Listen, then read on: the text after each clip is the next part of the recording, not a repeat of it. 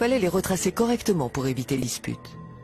Ainsi, les Égyptiens commencèrent à tracer des lignes droites, des rectangles, des carrés, des diagonales, des cercles et des triangles avec des fils et des bâtons.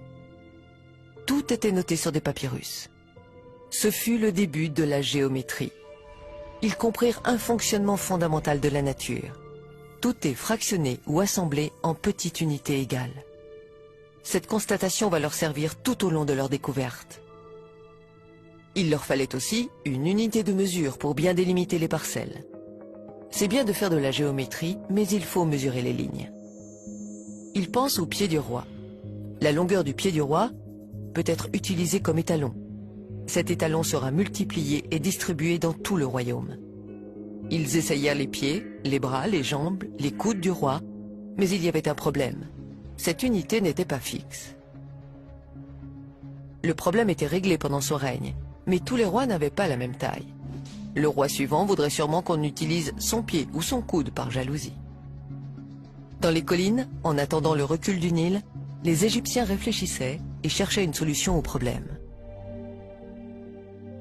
Il fallait que cette unité de mesure ait une longueur fixe dans le temps, si possible, qu'elle ne change jamais. Ils observèrent la taille de différents végétaux, celle des fruits, des graines, tout objet y passa. Mais tous ces objets n'avaient pas de taille fixe. Par exemple, si on arrosait bien une graine, l'année suivante, sa taille changeait.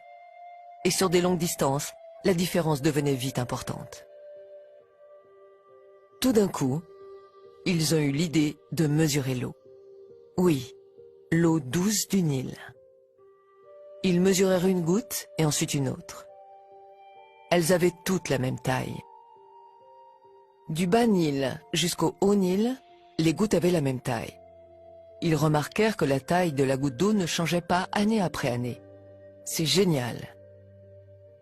Les Égyptiens ont trouvé l'unité unique. Le diamètre de la goutte d'eau sur une surface imperméable, comme du granit ou de l'alabastre, est constant. Il mesure 1 cm. Aujourd'hui, Ils vont nommer cette petite unité doigt royal.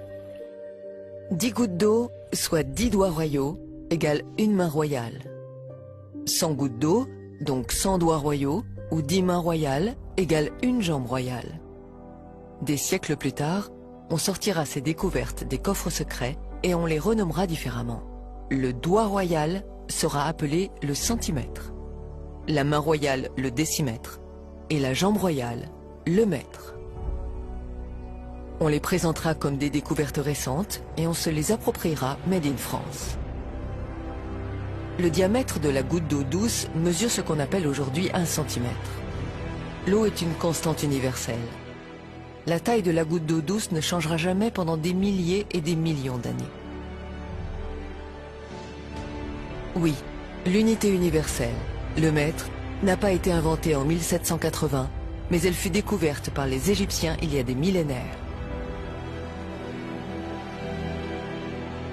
Le mètre est une unité universelle parce qu'elle est mesurée sur l'eau. L'eau est la seule matière qui soit stable. Tous les autres matériaux ou objets sont difficiles à mesurer ou alors ils varient dans le temps. L'architecture de l'univers entier est construite sur cette unité.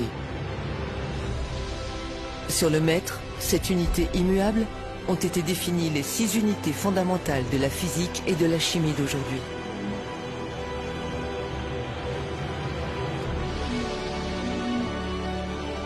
L'ampère, le Celsius, la mole, la candela, la seconde et le kilogramme. Donc, tout.